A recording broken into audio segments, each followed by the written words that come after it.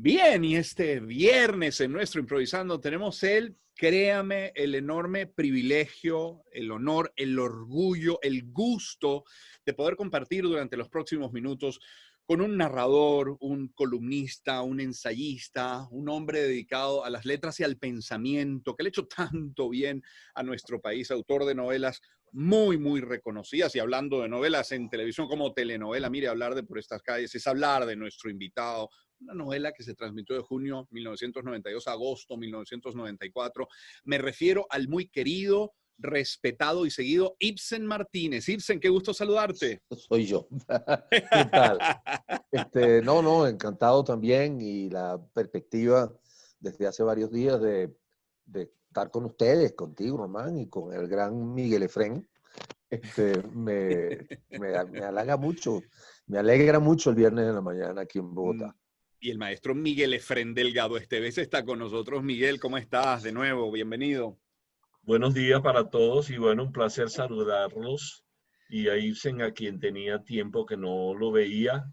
Y sobre todo, Román, y créanme lo que les voy a decir, yo nunca había visto a Ibsen Martínez a estas horas de la madrugada. Yo tampoco, no, yo tampoco.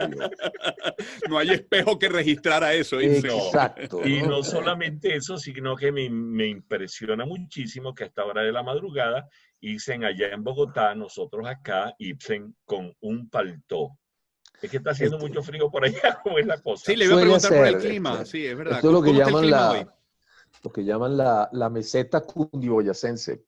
Y estamos en octubre y sí ha habido un descenso. Los días han estado muy soleados, pero sí es una meseta a 2.600 metros, ¿no? Ah, ok. Tú eres caraquista, ¿verdad? Soy caraquista, soy del Prado, Nosotros somos María. magallaneros. Estás hablando con dos magallaneros y mire, Qué podemos pena, hablar. vale. Pero espera que la discordia, que la sangre no llegue al río, ¿no?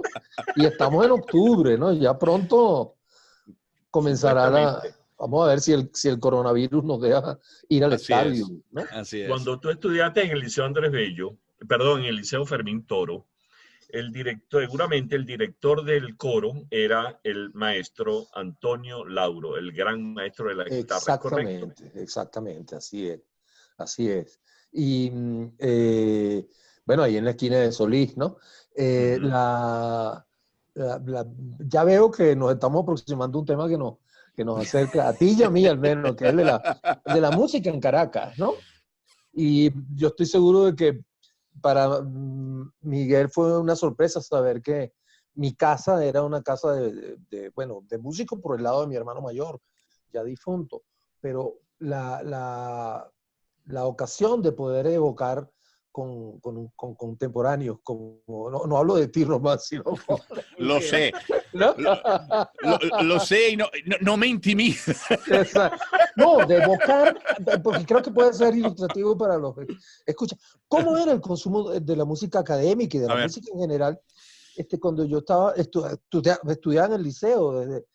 Y es llamativo porque muchas generaciones recientes están acostumbradas al impacto que significó para Venezuela el sistema de orquesta, el influjo de grandes subsidios y de recursos para la música. Pero cuando yo estaba en esa época, cuando yo estaba chamo, me estaba acordando a raíz de la conversación que tuve con Miguel, preparatoria de este magno evento, que seguramente tú también te acuerdas, que la sala para recitales de piano, así, la sala Pleyel de Caracas, era una pequeña sala dentro de la Biblioteca Pública, la Biblioteca Nacional, que entonces funcionaba en el edificio de las academias, ¿no? Donde hoy y el otro lugar alternativo para el piano, que es la debilidad mía, ¿no? La literatura pianística, era la casita de las Ramias en Los Caobas, ahí en Morelos, ¿no? Claro. En el segundo piso, ahí ponían, bajaron el piano y lo pusieron en la sala. Entonces, alrededor de eso el resto era, por supuesto, el aula magna. Y había dos escuelas de música, la Luis Ángel Lama y la... José Ángel Lamas. la José Ángel Lama y la Juan Manuel Olivares. Yo siento que Ibsen el humor es como una suerte de modus vivendi. Cuando Ibsen escribió por estas calles, cuando Ibsen ha escrito otra de las tantas cosas que ha escrito Ibsen, siempre hay un trasfondo humorístico. Entiendas el humor que, como decía Aquiles Nazo, el humor sirve para que la gente piense sin que se dé cuenta que está pensando. Y te estás sonriendo y estás pensando. Y yo recuerdo, perdona el encadenamiento, pero recuerdo una anécdota de Aquiles Nazoa cuando hacía el programa Las cosas más sencillas en el Canal 5, que era el canal del Estado. Un día venía Aquiles y llega al canal y había un vigilante nuevo. El vigilante nuevo le dice, ¿qué desea? ¿Cómo que qué deseo? Voy para allá. El vigilante no lo conocía, entonces, no, pero usted me tiene que decir qué es lo que usted desea. Entonces Aquiles le dijo, yo deseo que todos los niños puedan desayunar y comer 3 veces al día. Yo quiero que se acabe la injusticia, yo deseo que bla, bla, bla, bla. Le soltó una risa. Trae a colación el chiste madrileño del tipo que se baja del metro, sale al andén y estornuda, ¿no? Tiene un estornudo y alguien dice salud y otro dice trabajo y otro dice techo. Educación pública gratuita y se arma una manifestación. Mencionó el maestro Esteves, claro, y lo decía yo también en la introducción, por estas calles. Oye, se nos fue Carlos Villamizar, ¿no? El hombre de la etiqueta. Sí, vale, es una pena de verdad y evocando esos años que no fueron ayer. Si le echas la película, estamos hablando de 1992. Sí. El modo en que se hacía televisión en esa época era industrial, pero preindustrial, ¿no? Para mí fue muy difícil llegar a conocer personalmente a varios de los protagonistas, porque yo estaba con un equipo de escritores en un calabozo escribiendo y ellos estaban en un submarino grabando, ¿no? Pero sí, lo lamenté porque uno nunca imagina. Yo he contado esto en otras ocasiones y ante diversos auditorios. Yo lo que quería era hacer un personaje negativo a quien pudiésemos castigar, que tuviese un final. La sorpresa para mí fue la enorme popularidad que tenían los métodos anticuánticos, absolutamente repudiables por la Comisión Interamericana de Derechos Humanos, ¿no? Bueno, pero alguna vez coincidimos, y coincidimos, ¿tú sabes dónde? Donde coincidíamos muchos de los que trabajamos en Radio Caracas en esa época. En el mercado de Quinta Crespo, que estaba a pocas cuadras de distancia, ¿no? Y ahí se armó una peña matutina, pues antes de que todo el mundo empezara a trabajar, unas arepitas de chicharrón que había ahí, que las vendían del lado de la plataforma de cargas, ¿no? Y ahí tuvimos una larga conversación sobre su carrera, y dónde la era un hombre de extracción muy humilde y una gran bonomía, pues. Lo lamenté muchísimo, pero también creo que se puede decir que tuvo una buena vida y el recuerdo que dejó es un recuerdo, pues. Ibsen, la novela fue un suceso, fue todo un fenómeno. ¿Cómo se vivió ese fenómeno desde la perspectiva del escritor? No sé si recuerdas a lo mejor la relación con los directivos del canal, ya has mencionado con los propios actores, una musa que, a ver, estuvo dispuesta siempre durante 2 años. Bueno, mira, y una vez sobre la novela dijiste, bueno, las novelas no tumban gobiernos. Bueno, pero ¿hasta dónde llega la influencia y el impacto de una novela con estas características? Yo lo he contado en otro contexto. Hace unos años,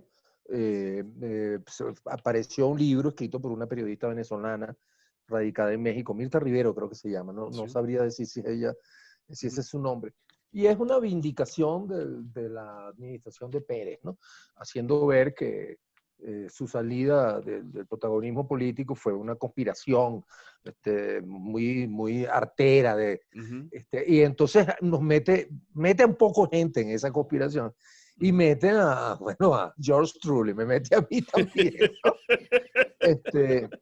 Y por esos días, poco tiempo después, a mí me chocó, me parece una sobresimplificación muy grande decir que lo que teníamos era una maravilla y que etcétera, etcétera, ¿no?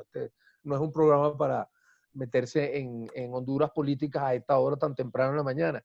Pero lo cierto es que a mí me pasó una cosa con Eudomar Santos, que mira, tiene una conexión con la música. Una vez iba yo de jurado a un festival de cine en La Habana y me toca al lado, sientan nada menos que al Pavo Frank, a quien yo admiraba muchísimo, el gran percusionista nuestro. El baterista. El baterista, ¿no? Ya estaba muy disminuida su visión y yo me entusiasmé, coño, yo un admirador del Pavo Frank, verlo de día también me llamaba mucho la atención. Y le pregunté que a dónde iba, entonces él me dijo, no, voy a una especie de festival de percusionistas en Santiago, ¿no? De orquestas, pero con acento en la percusión. Y yo le pregunto, y lo que hace el admirador, pues, y tu músico, tu instrumento, tu timbal, no, ahí debe haber, imagínate tú, voy para Cuba, si no hay timbales en Cuba, estamos en problemas, ¿no? Y te van a esperar, tienes como irte, esas preguntas tontas que hacemos, ¿no? Sí, yo me imagino que alguien me irá a buscar al aeropuerto, pero ¿te lo confirmaron? No, pero me lo imagino. Y ni siquiera traes baqueta, ¿no? Ahí debe haber. Él se empezó a exasperar por mis preguntas, ¿no? Y me dijo, bueno, chico, como vaya viniendo, yo voy viendo, ¿no? Y me quedé con esa frase. Sí, fue sí. Se me quedó, ¿no? Como vaya viniendo, vamos viendo. Y yo dije, oye, pero qué bueno. Además rima y tal. Bueno, un tiempo después estaba yo. Esto es una confidencia que probablemente es vergonzosa, pero a esta edad ya no importa, ¿no? Resulta que a mí me llamaban Mr. 20 capítulos. Porque yo en el capítulo 20 ya me fastidiaba, ¿no? La idea de que esto había que estirarlo hasta llegar a 150 horas. Entonces, bueno, a veces con muy buenas razones, a veces las inventaba, pero yo me apartaba del proyecto, renunciaba y tal, lo cual, bueno, traía muchos inconvenientes.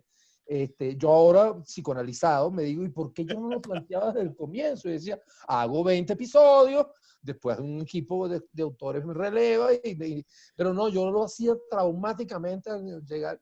Entonces me tenían mucha idea. Por supuesto. Los ejecutivos de todos los canales, y además existía el régimen de prestaciones sociales. Yo muy artegramente retiraba mis prestaciones y renunciaba. Y mira, eso se llamaba la beca Ibsen Martínez. Me becaba yo a mí mismo, ¿no? Bueno, el caso es que terminando el año 91, yo tenía clara noción de que no me iban a renovar el contrato, ¿no? Era obvio, no me devolvían llamadas. Cuando yo decía, bueno, tengo por aquí un proyecto, bueno, déjalo por ahí y tal. Estaban congelando la bola conmigo, ¿no? Y con toda razón, ¿no? Entonces yo empecé a preocupar. Ahora también, creo que la edad también lo ayuda a uno a no preocuparse, ¿no? Porque, pero en ese momento yo decía, ¿de qué voy a vivir? Si no me renuevan el contrato y tal. Entonces yo empecé a mover cielo y tierra para que me atendiera alguien hasta que llegué a la conclusión. Hablé con Teodoro, se lo comenté a Teodoro, ¿no? Teodoro Petkov. Sí, una figura paterna en mi caso, ¿no? Entonces le dice, oye, entonces él me dijo muy petcofistamente, bueno, vale, pero ¿quién es el dueño ahí? No, oye, qué buena imitación, Ibsen.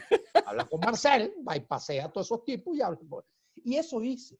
Yo escribí entonces para el Diario de Caracas, el director era Diego Bautista Urbaneja, y le dije, Diego, el diario formaba parte de los activos del grupo 1BC. Y entonces Diego montó un almuerzo, o una cena, no recuerdo, con Granier, ¿no?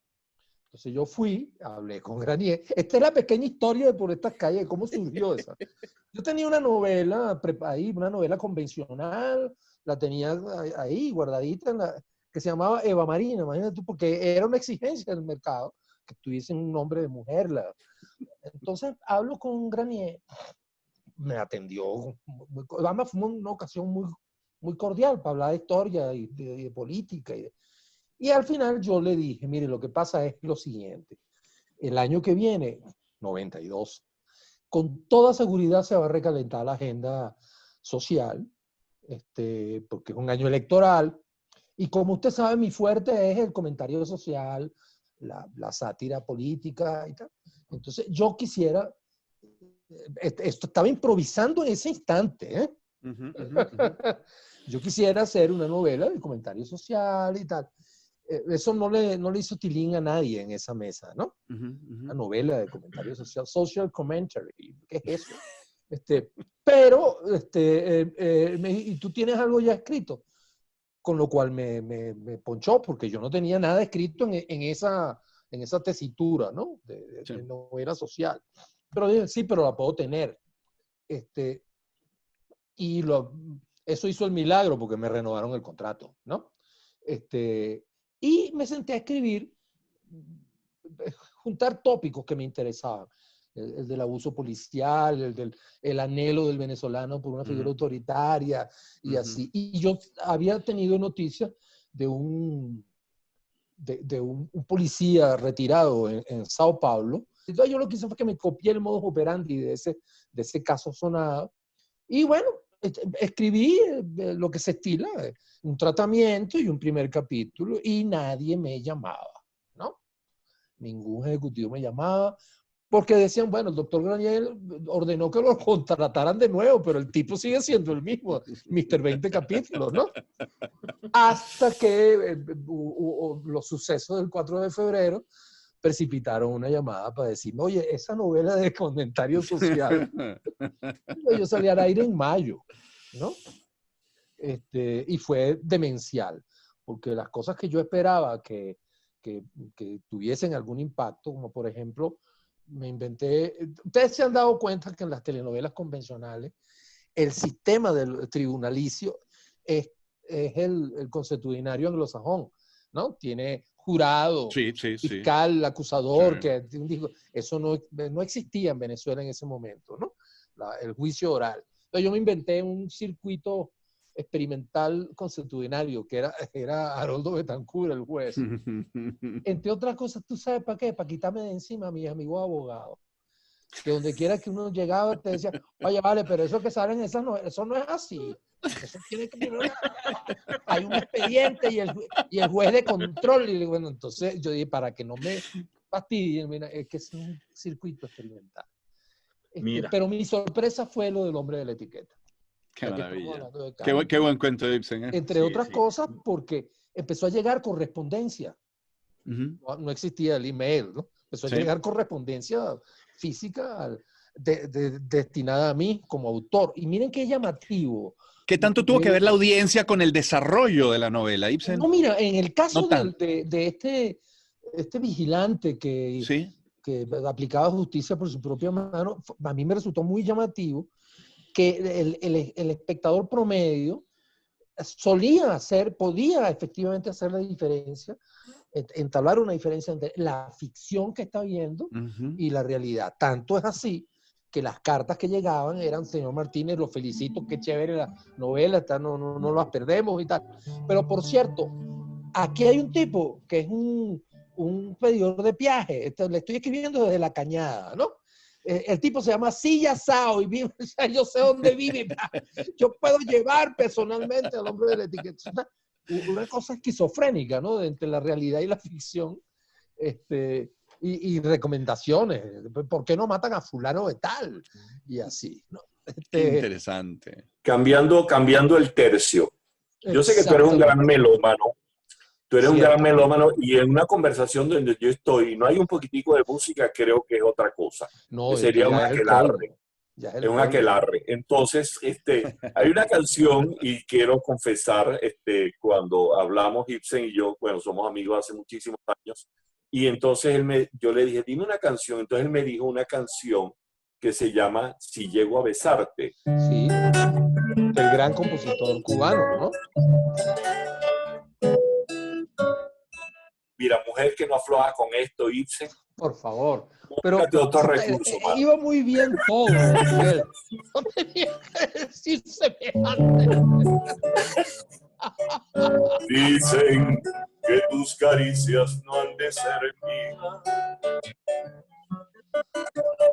que mis amantes brazos puede estrecharte y que he soñado anoche. Y yo he soñado anoche que me querías. Y aunque después de muerto quiera besarte, dame un beso y olvida que me has besado. Yo te ofrezco la vida si me la pides. Vamos a ver cómo lo remata. Que si llego a besarte, como he soñado, a ser imposible que tú me olvides. ¡Qué bien! Miguel, me decías que originalmente era un danzón, ¿verdad? Sí, yo lo conozco como danzón por Barbarito 10, pero es que eso es, vamos a dar una serenata un día, Ibsen, tú te imaginas tú y yo, tú tocas clave por lo menos. No, fue clave y algo de piano aprendí cuando mi hermano estudiaba piano, ¿no? Ah, claro, sí es verdad, ahora da una serenata con piano, hay que inventársela. No, pero para eso te tenemos a ti, ¿no? Nos combinamos, el asunto es que no nos resfriemos, que no nos pase nada. Tomaremos las previsiones del caso. Oye, muchísimas gracias. Miguel toca, Ibsen recita y yo puedo recoger el dinero, ¿no? Exacto, me parece bien. Tú pasas el plato.